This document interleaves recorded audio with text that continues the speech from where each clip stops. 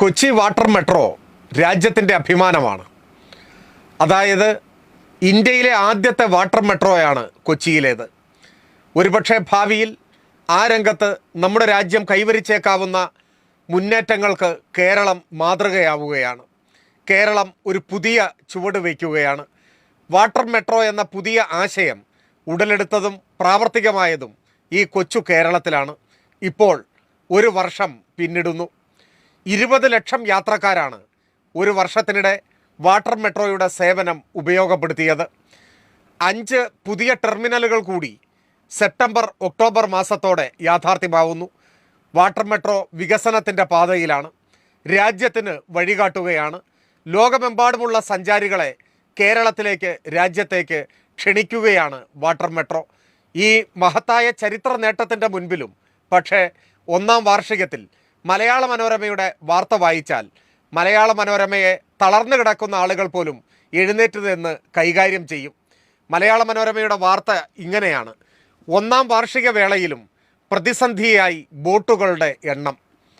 കൂടുതൽ ബോട്ടുകൾ വേണമെന്നോ, കൂടുതൽ ടെർമിനലുകൾ വേണമെന്നോ, കൂടുതൽ പുതിയ റൂട്ടുകളിലേക്ക് സർവീസ് വേണമെന്നോ ആവശ്യമുന്നയിക്കുന്നത് മനസ്സിലാക്കാം.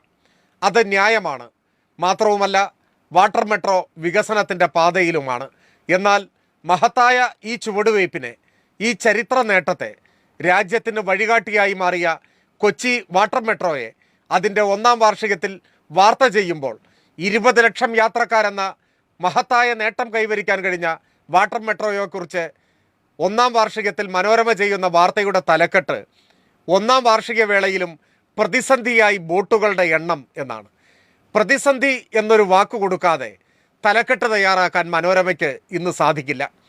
എന്നാൽ ബോട്ടുകളുടെ എണ്ണം ആഗ്രഹിക്കുന്ന അളവിൽ വർദ്ധിക്കാത്തത് എന്തുകൊണ്ടാണ് എന്ന് മനോരമയ്ക്ക് അറിയുകയുമില്ല. മുൻപ് കൊച്ചി വാട്ടർ മെട്രോയ്ക്ക് വേണ്ടി കൊച്ചി കപ്പൽ നിർമ്മാണശാല നിർമ്മിച്ച 2 ബോട്ടുകൾ അധികാരം ഉപയോഗിച്ച് ഉത്തർപ്രദേശിലേക്ക് പ്രധാനമന്ത്രിയുടെ കാർമ്മികത്വത്തിൽ തന്നെ കടത്തിക്കൊണ്ടുപോയിരുന്നു. അന്ന് ഇക്കാര്യം ഒട്ടേറെ ആളുകൾ വിമർശനപരമായി ചൂണ്ടിക്കാട്ടി. തുറന്നുകാട്ടപ്പെടുന്ന സത്യാനന്തരവും ഈ വിഷയം ചൂണ്ടിക്കാട്ടുകയും ഇക്കാര്യം ഗൗരവപൂർണ്ണം റിപ്പോർട്ട് ചെയ്യാത്ത മാധ്യമങ്ങളുടെ പക്ഷപാതപരമായ നിലപാടിനെ വിമർശിക്കുകയും ചെയ്തിരുന്നു. അന്നെല്ലാം മൗനം പാലിച്ച് ബോട്ട് കടത്തിന് കൂട്ടുനിന്ന മനോരമയാണ് ഇപ്പോൾ ഒന്നാം വാർഷികത്തിൽ പ്രതിസന്ധി കഥയുമായി ഇറങ്ങിത്തിരിച്ചിട്ടുള്ളത്. കേരളം വളരുന്നത്, മലയാളി മുന്നേറുന്നത്, വികസനത്തിൻ്റെ വഴിത്താരകളിൽ മായാത്തടയാളങ്ങൾ കേരളം തീർക്കുന്നത് മലയാള മനോരമയ്ക്ക് സഹിക്കുന്നതേയില്ല. മലയാളി ഇന്ന് നേരിടുന്ന ഏറ്റവും വലിയ ഭീഷണി അത് മറ്റൊന്നുമല്ല, മലയാള മനോരമ തന്നെയാണ് എന്ന് ഓരോ ദിവസവും മലയാള മനോരമ ആവർത്തിച്ച് തെളിയിച്ചുകൊണ്ടേയിരിക്കുന്നു. പൊതുതെരഞ്ഞെടുപ്പിൻ്റെ ഭാഗമായ വോട്ടെടുപ്പ് കേരളത്തിൽ പൂർണ്ണമായി. തെരഞ്ഞെടുപ്പ് പ്രചരണം കൊടുമ്പിരിക്കൊണ്ട ഘട്ടത്തിൽ UDFനെ ഏതു വിധേനയും വിജയിപ്പിക്കണമെന്ന വാശിയോടെ, ഏക മനസ്സോടെ കേരളത്തിലെ മാധ്യമങ്ങൾ കൈകോർത്തു. ഒട്ടേറെ തിരഞ്ഞെടുപ്പ് സർവേകൾ പ്രസിദ്ധീകരിക്കപ്പെട്ടു. UDF വിലാസം തിരഞ്ഞെടുപ്പ് സർവേകളുടെ ഭാരം പക്ഷേ മാധ്യമങ്ങളെ വിട്ടൊഴിയുന്നതേയില്ല. വോട്ടെടുപ്പ് കഴിഞ്ഞതോടെ മുൻകൂർ ജാമ്യാപേക്ഷകൾ തയ്യാറായി കഴിഞ്ഞു. തിരഞ്ഞെടുപ്പ് സർവേകൾ പൂർണ്ണമായി ശരിയായിക്കൊള്ളണമെന്നില്ല എന്ന മുൻകൂർ ജാമ്യമാണ് ഇപ്പോൾ മാധ്യമങ്ങളിൽ കാണുന്നത്.